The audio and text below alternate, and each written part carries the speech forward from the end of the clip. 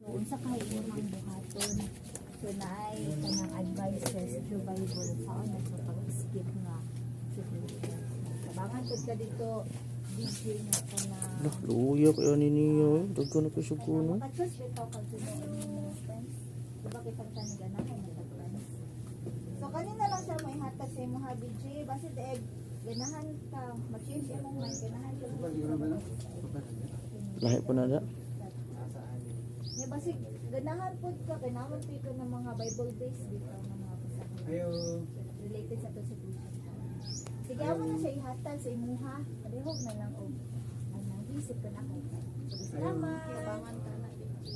Noon sa kahimang buhaton, so naay kanang advices sa Bible sa oras sa pag-skip nga situation.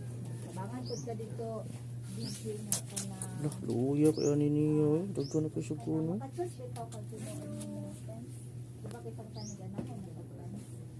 So kanina lang siya may hatag sa imong DJ base daig ganahan ka ma-change imong mind ganahan ka.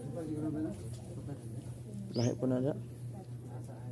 Nya basi ganahan pud ka kailangan pito ng mga Bible based bitaw ng mga basahan. Ayo. Related sa to situation. Sige, ako na siya ihatag sa imuha. Parehog na lang og nag-isip ka na ako. Salamat. Kabangan ka na.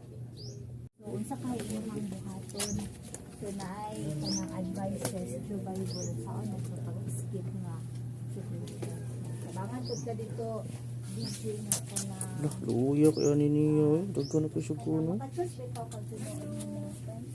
Diba kitang taniga na kay mga friends. So kanina lang siya may hatag sa imong DJ base daig ganahan ka ma-change imong mind ganahan ka. Lahi po na da. Nya basi ganahan pud ka kailangan pito ng mga Bible based bitaw ng mga basahan. Ayo. Related sa to situation.